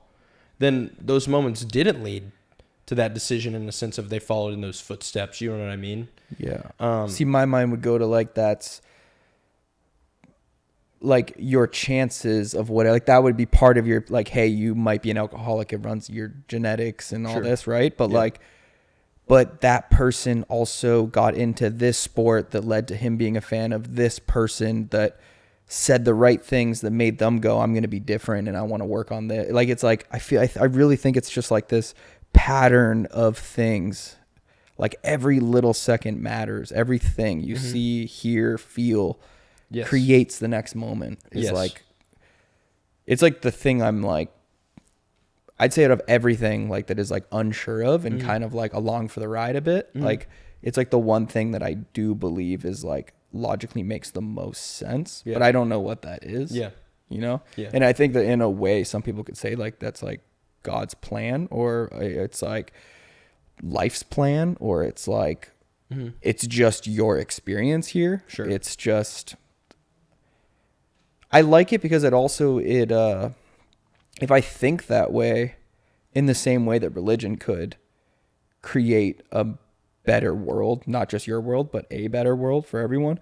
I think when I think that way, it makes me put a lot more equity in what I do in inspiring, or even not like, so this 100,000 view video could, you know, change people's lives. More like why I would like go out of my way to like answer this DM to this kid, or like to this guy in a coffee shop that's having a hard time and just like talk to him. It's like, it makes me actually care about all of those moments because I know that like the butterfly effect's another thing. I mean, it's like really the first tattoo I got on me. Like that movie I was like obsessed with is the idea of like, that everything makes everything that's going to happen. And that like one little thing that if you changed it could change the outcome of so many things. Sure. But I think that also adds so much power to like why you should do it too. Yeah. That you can affect. Yeah. But then also is affecting other people's lives for a positive. Is that good? Or is it like, does everyone have a plan anyways? Yeah. You know, like if there is no God, it does not matter what we do. Morals go out the window. Yeah. And then like ultimately like to make it personal, living for your dad, your dog, your business, it does not matter. Yeah. It just does not. If there is no God. It's just for your experience. So it does not matter. Like if there is no God, I can go rob a bank right now. I can go kill someone. I can go do whatever. And sure, like some people, the U.S. justice system would say that's wrong, this and that. But it's like, oh, well, in my eyes, it's not wrong. I got no purpose. I can do whatever I want because there's no repercussions at the end of this life. So I'm just going to take every chance I get and do what I want and live how I want. And, you know, selfish this. And so like when we zoom. But it will affect your experience in this life. Sure. But then when this life's over, right? There's no, doesn't matter. It doesn't matter that I killed people. It doesn't matter that I did this or did that. So then it goes, okay, if there is a God, why am I here? Why do I do the things that I do? And like, look, like work is important. Like family is important. Your dog is very important. But like, if you didn't have those things and your satisfaction, your significance in life, your security in life is in those things, all of those things that you just mentioned will all disappear at some point. Business, like family, whatever. Like all those things are perishable things. Yeah. So then it's like, what can sustain me that does not waver, does not change, that is imperishable? The only thing I can think of is a supernatural God that created me, that does not change, that does not waver, that is sustainable. So when a supernatural God, unwavering, unchangeable, can sustain me and sustain my life. And from that moment, now my work becomes important because, the Bible does not encourage people to be lazy. It teaches people to put their hand to the plow. Okay, I'm going to work. This is a joyous life. God has given me a body and he's woken me up this morning. There's breath inside my lungs. The sun's out. I'm going to work. I'm going to do things with my hands. My family's important. The Bible says that if you're a believer that neglects your family, you're worse than someone who does not believe in God. Whoa, so family is important. So I'm going to love my mother and my father. I'm going to honor my father and mother. I'm going to love them and I'm going to treat them well. I'm going to listen to them. I'm going to respect them. Okay, my dog's a beautiful thing. I can enjoy things in life. Movies are enjoyable. Work can be enjoyable. God doesn't want us to be miserable. There's things in this life that we can enjoy, right? But then if these things become more than things that we enjoy and things that we steward, they become the thing that sits on the throne of our heart. Then when that thing lets us down, then our head's going crazy. And then we're not going crazy and our life's going crazy. And that's when I say like these things are perishable, that's the storms of life. When the business isn't doing good, when family's not doing good, when my dog's sick, when this and that, when all the storms are erupting and the waves are going crazy, like Jesus, I can sleep in the middle of that storm because I have peace. Knowing that at the end of the day, I can't always control these things. There's some things I can control. There's some things I can't. But the fact that God loves me, he sees me, he's for me, he created me in his image, those are the things that sustain me. And it's also like, if there is no God, why is your family valuable? And then, okay, you can say, they made me and they created me and that's why they're valuable and they're my parents. Okay, then why is the homeless guy valuable? Why is he valuable? That's someone's kid too. But society teaches people to stay away from the homeless guy and not give the homeless guy $5 and he's lesser than. Yeah. Well, that's not true. Well, what makes him valuable just like me? Why would the homeless guy be valuable and I'm valuable? And there's this interesting passage in Matthew 25 where Jesus says, he gives this example. He says, "For I was hungry and you fed me. I was thirsty and you gave me drink. I was naked and you clothed me." And basically the Pharisees and them are at the time, they're like, when did we ever see you in this position, Jesus? And then he basically says, what you do to the least of these, you do unto me. They're made in my image. So the way you treat them is the way you would treat me because they're just as valuable as you are. Whoa. Okay, hold on. Like, I am valuable because I'm made in his image. Not because I've done anything, but because I'm made in his image. And I'm serious. Like, I haven't lived as much life as you have, but I can confidently say, like, when I've lived for myself versus living for Jesus and letting Jesus be my strength, I've lived a more joyful, richer, fuller life living for Jesus than I have living for myself. Yeah. And it's just like so shaky, so rocky, not consistent, like all of these things when I live for myself. That's a bummer, dude. Like living like that. And so hard because things change and things are hard. Is it interesting to look back at those times and think about how many like maybe problems or things you were trying to figure out and you were like, if I had just like had this mindset, I would have navigated that. Yeah. I sometimes think about that. Being like open to it all is that like I wonder if one day I'll look back and be like, damn, a lot of that would have made more. And I don't know. I don't know what's gonna happen, but like I do wonder that sometimes. Yeah. I think that's why I'm trying to have like the most. I try to do with everything in my life is just be open. Because like, I think it's like the worst thing you can do is to be like stuck in identities. I had a crazy experience when I was younger that is like I don't really have an explanation for. I think I like kind of made it like closer to like well my mom and stuff like with spirituality and just signs, some kind of higher power. But I remember I was like I was young, and we used to always go drink and go hang out at like some guy's garage or a little party or something like that. And I remember my friends came over in this little like Honda Civic coupe, and we were drinking and stuff. And then we heard about this like kegger party, which is like, I don't know if you know what a kegger is. It's like a keg of beer, like keg stands and stuff. It just meant some guy's farm has a keg, and we're all gonna go drink there. Yeah. And in no other world would I not go to this. I'd be like, I'm with my two friends. I'm like, we'd always go. We're all drinking buddies. And I'm at my house. And so we all get in the car. I always go in the back seat because it's like I'm not the one driving. And then the other guy always just gets passenger seat. So I would be in this middle seat. And I remember we're about to head out. And for some reason, I got out of the car and I like ran out to a cornfield. It's like dark out.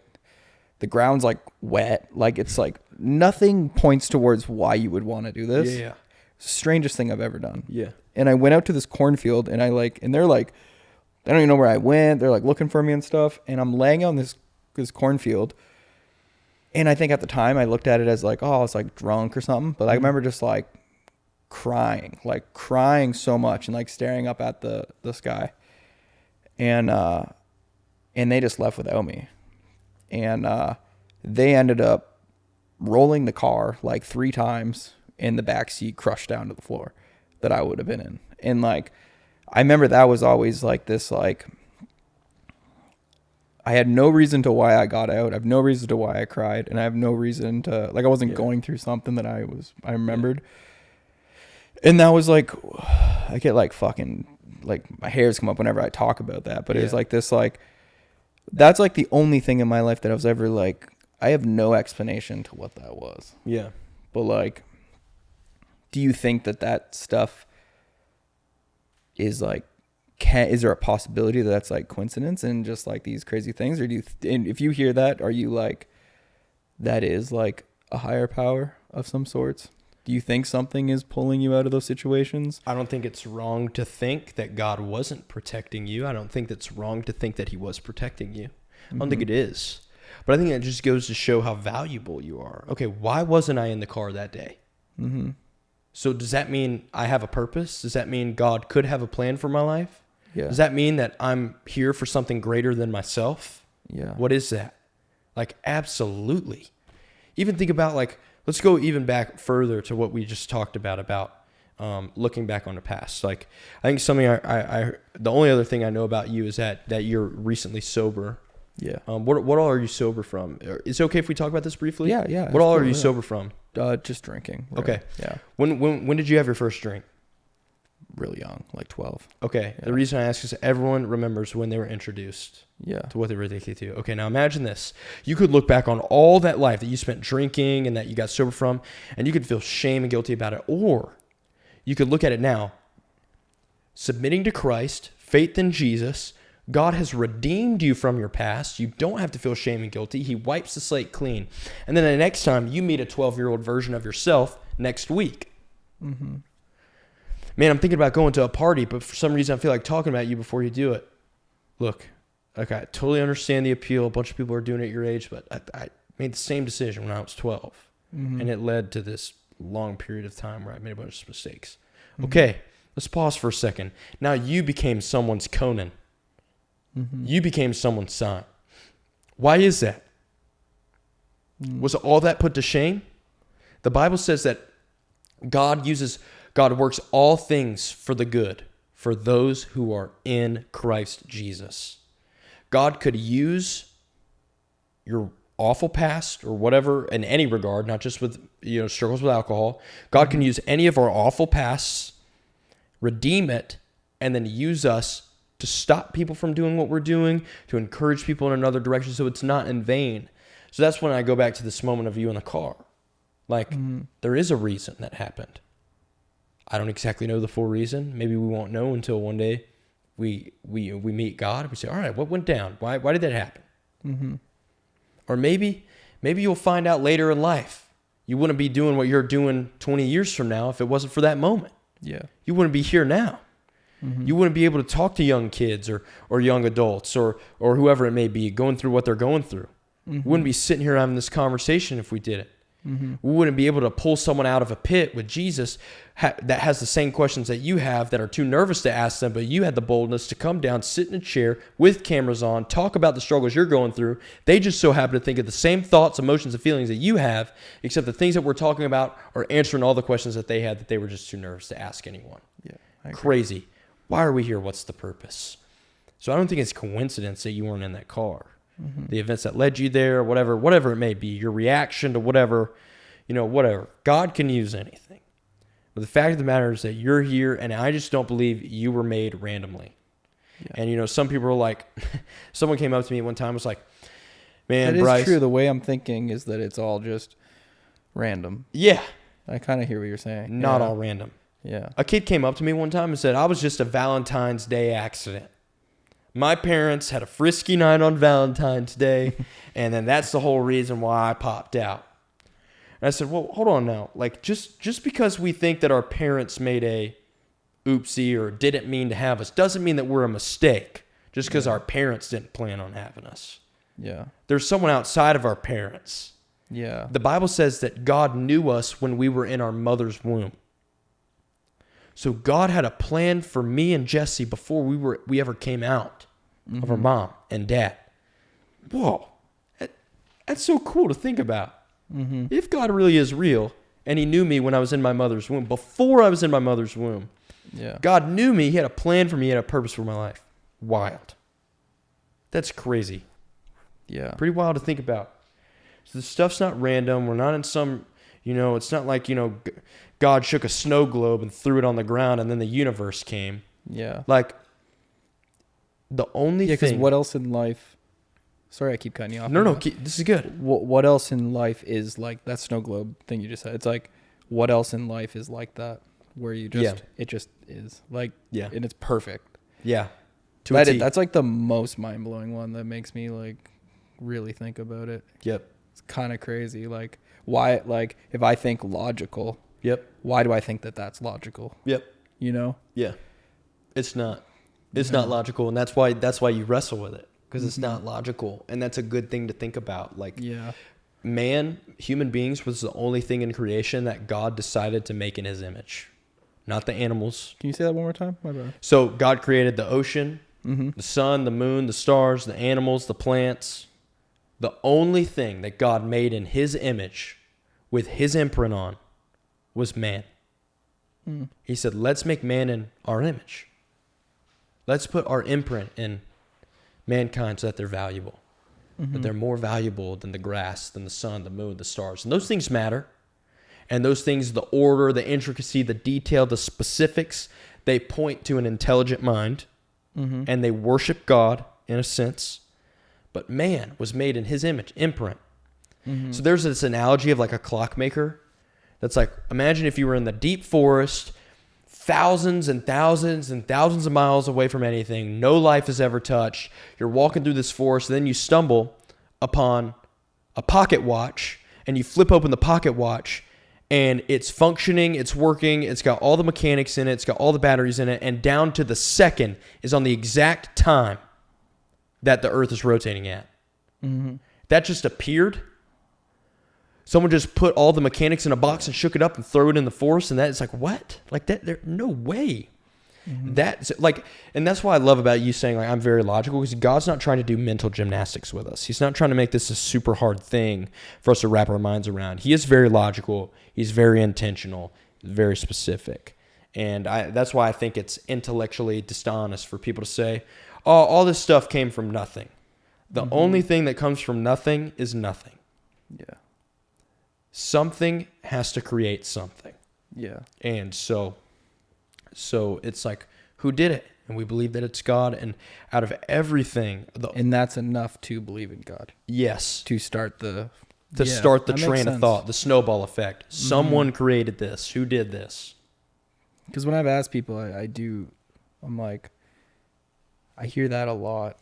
And that's sorry. I'm kind of like thinking out loud. But like, that's like, good. That is true. It's just like, why can't that just be enough for your mind to kind of like believe it or Yeah. Yeah. I mean, everyone's different. It's so simple, but it's also so big. It's like, so, Yeah. like it's such a, how is that not enough? Yeah. Kind of thing. But I mean, people are always asking for more. People are never satisfied.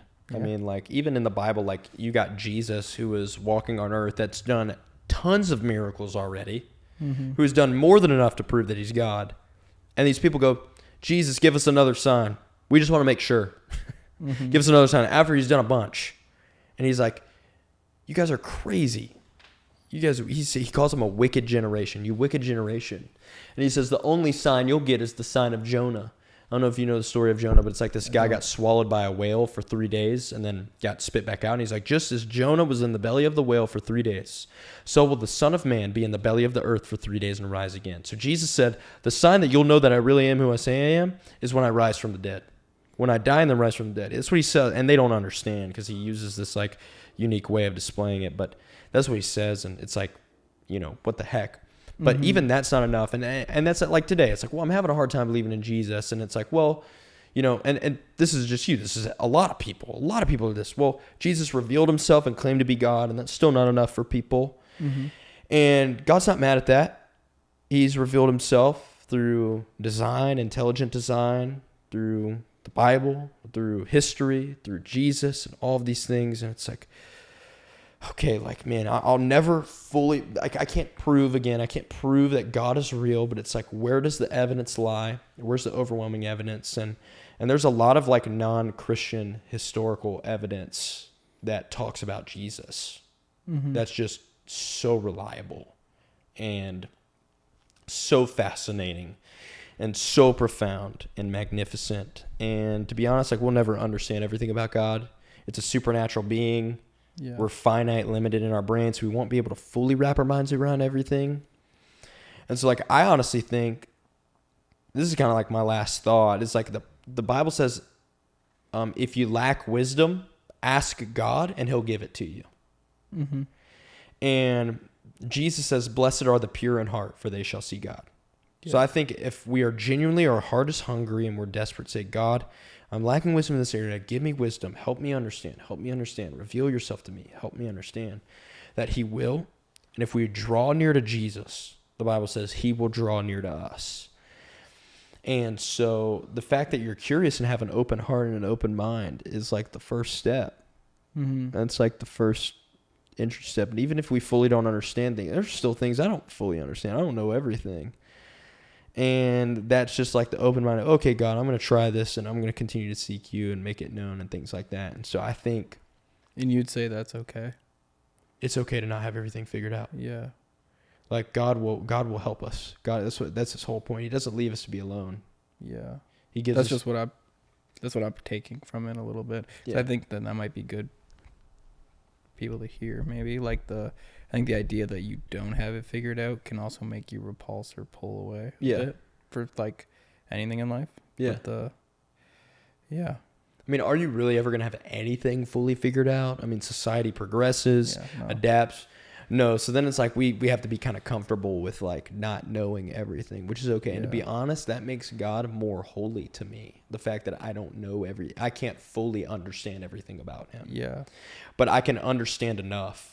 That makes me go, okay, you really are who you say you are. You really are the God of the universe. I'm going to love you and trust you, even if I don't fully agree with it. Because we're born into a world where we prioritize our own feelings and thoughts and our own beliefs over the truth. And that's where like God sets the standards. So like, I'll give you an example. Like now society is like, sleep with whoever you want, have as much sex as you want, do it. Whereas the Bible would say, hey, sex is a beautiful gift. It's amazing. It's a beautiful thing. But God designed it for a man and a woman in a marriage covenant.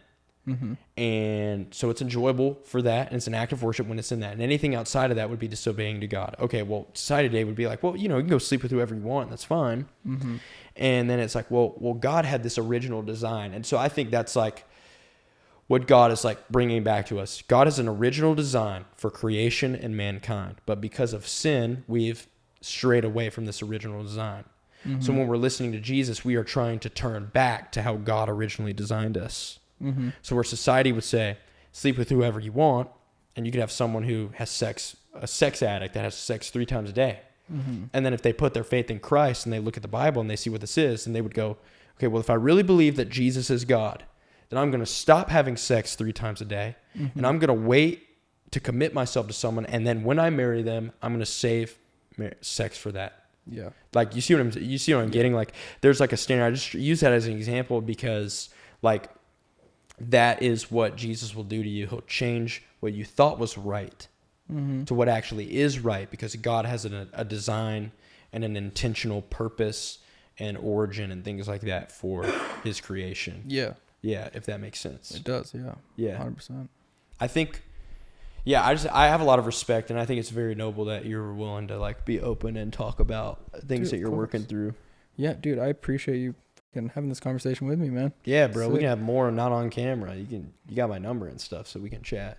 Dude, I'm down. Yeah, thanks for coming on, bro. I appreciate you. Of course, man. Guys, thank you so much for watching and tuning into these episodes. Guys, if you love watching and listening to these episodes, aside from following us along on Instagram, TikTok, Spotify, YouTube, I want to ask you guys, would you guys consider partnering with our ministry financially? Your guys' radical generosity is actually what continues to fuel and produce these podcast episodes and our evangelism videos. So if you guys feel a burden to support this ministry, reach lost souls with the gospel through digital and in-person ministry, go to jesusinthestreet.org, pray and ask God, how should I partner with Bryce and their ministry and Jesus in the Street ministry? Should I partner with them in prayer? Should I partner with them in finances? Should I partner with them in support? Whatever it may be, pray and ask God, how should I support Jesus in the Street ministry? Love you guys. See you guys next week for the next episode.